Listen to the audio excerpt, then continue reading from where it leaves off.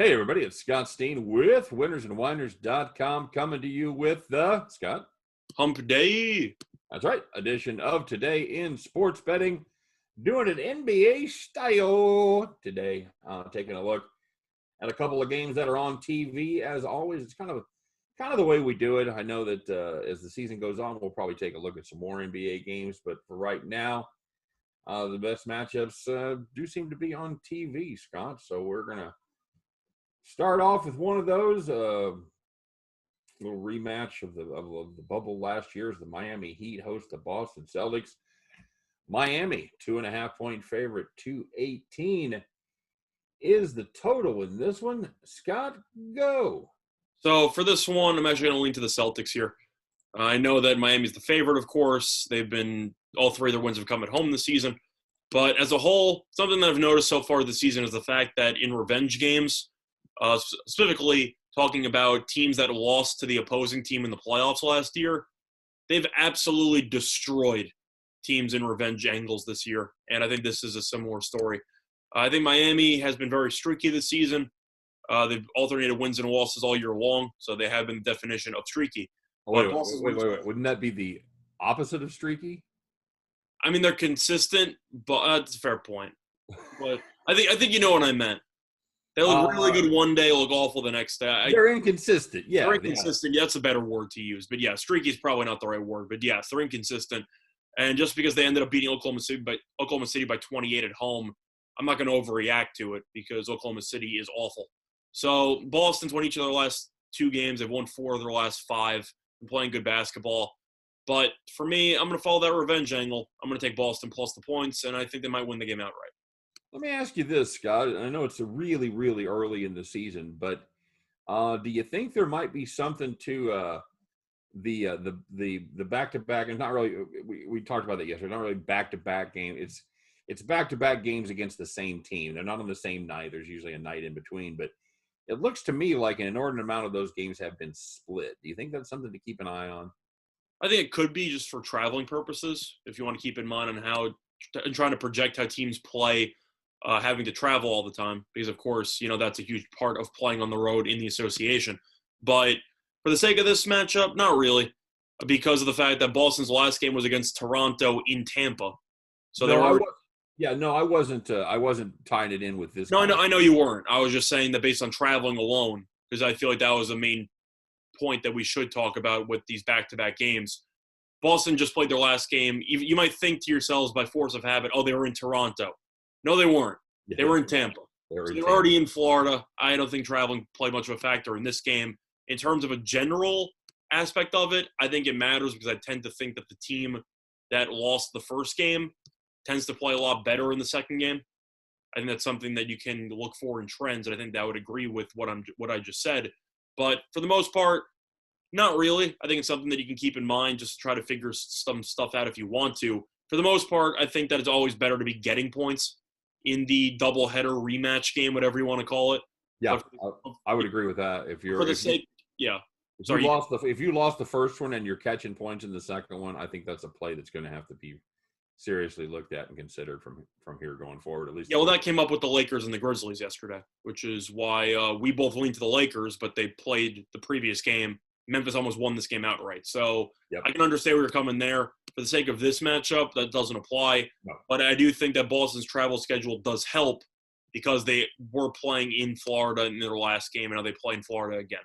So that helps. You get an update on Marcus Smart. Is he going to play in this one or not? What are you hearing? As far as I know, he's still questionable. Okay.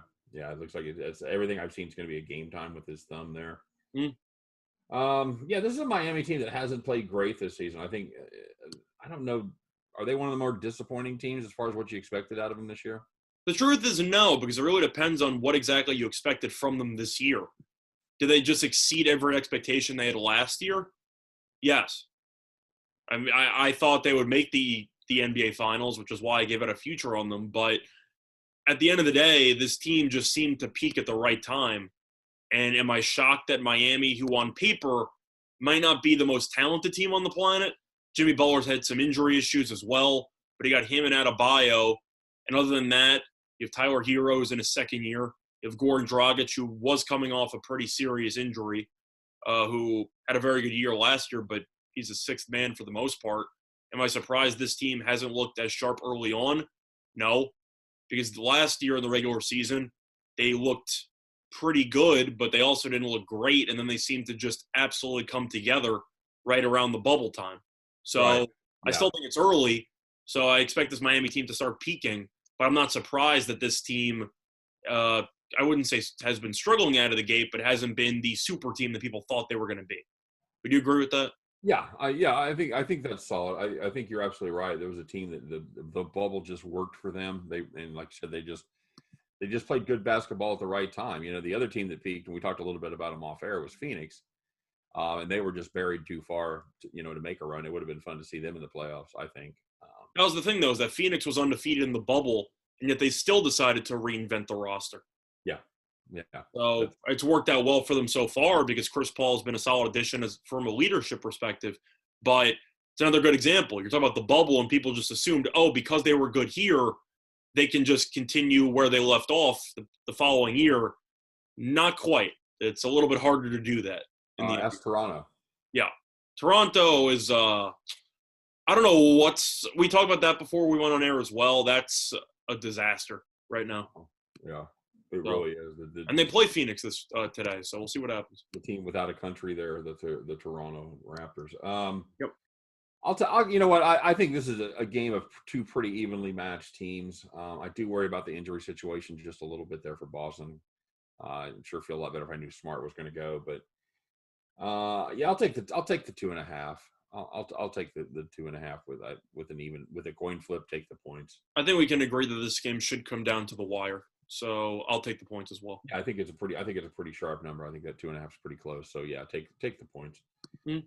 And now that I say that, it wouldn't surprise me if Miami wins by like 4. I'm just saying I like the points with Boston. I might as well. You know what? I'm going to play the money line plus 120. I like that too. So we'll play that. I'll let you eat the 2.5. I think you'll agree the best player on the court is Tatum.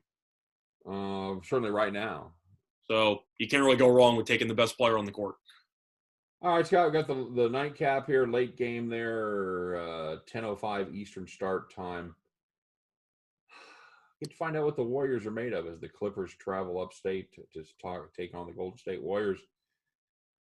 Clippers just a 1-point favorite.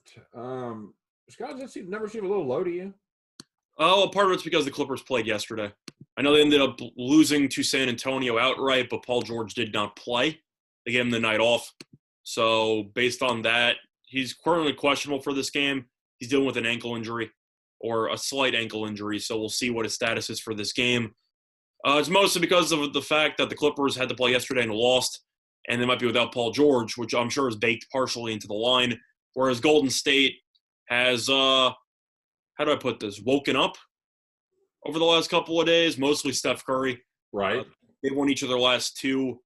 Have they really beaten any good teams? No. I don't think Portland's very good, and I don't think Sacramento's very good. But either way, Golden State. It is fair to note they were underdogs in both of those games. Correct. So the point is that I think this is just also a huge overreaction to, well, what if Curry drops 40 because he's been on fire so far over the last couple of days and he's averaging 32 points per game. I'd have to wait for the Paul George status, but I mean, how do I not like the Clippers here? Yeah, I agree. I think we're getting a bargain. You're absolutely right. There's a lot of recency bias in this one. Steph Curry's back. The Warriors are back. They put up 137 against Portland and Sacramento. Okay, congratulations, way to go. Do it against the Clippers. I'll be impressed. You put up 130 plus against the Clippers, I'll say you have something. I just can't get over this Warriors defense. They're giving up 121.1 points per game. Yeah, so I can't trust you getting 1.5 if you might actually give up 125 points in every game you play. Yeah, you're giving up 128 to Chicago, and you're giving up 122.5 in 2 games against Portland. You maybe want to make some defensive adjustments. I'm with you. I'm going to take the better team here, just laying 1 point. I see no reason not to play the Clippers here. I'll lean to the over as well. Got to. You got to. Now this is a first game of a 2-game set. What do we call those, guys? We don't call them a back-to-back. What do you want to call these when they play the same team twice in a row? A doubleheader. Sure, not really a doubleheader either, but I mean, there's no. You know what I mean? Yeah, I do, and you know what I mean when I say they're playing them back to back. It's kind of the same thing, but it doesn't really sum it up. But yeah, they're playing the same team in consecutive games with a day off in between. So we'll have You want to call it a deja vu? Like, I don't know what you want to call it. a night javu. Yeah. Stop it. So yeah, we got the Clippers, Golden State two in a row. So we'll keep an eye on what happens tonight, and then we'll keep an eye on what happens on Friday as well. See The main issue I have with Golden State is I know Curry has gone absolutely nuts the last 2 days, but let's just say the teams start doubling Steph, which probably they should because he's that good. Right. Okay. Who do you got? Andrew Wiggins and Oubre taking 20-something shots again? Yeah. That's the thing. I still don't like the supporting cast. And Draymond has looked very good this year, mostly defensively. He's been great, and I will give him credit for that. And Wiseman's also, I think, a pretty solid rookie. I just can't get over Wiggins and Oubre.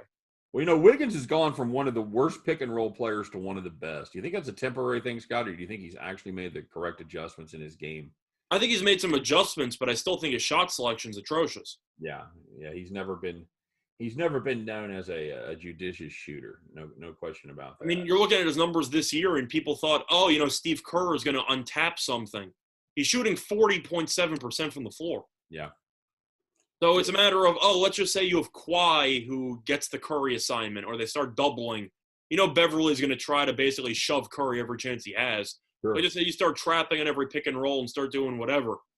Cool. You have Wiggins and Oubre taking 20-something shots. I don't really like your chances. Yeah, that's probably not something that's going to be ideal at all. So yeah, I'll take the better team just laying one here. Give me the Clippers -1. Yep. And leaning. Actually, I'm pretty solidly on the over in this one. I like the over as well. All right, very good. Any final thoughts on the NBA card? Not really. Just looking through the actual card here. Money coming in on Utah, which I find fascinating. Mm-hmm. They've gone from 6.5 to around 8. I'm not laying 8 with the Jazz against the Knicks. I know that the Knicks, because I'm a Nets fan, I'm not supposed to like the Knicks. I do respect what Thibodeau's doing over there. The team's actually watchable.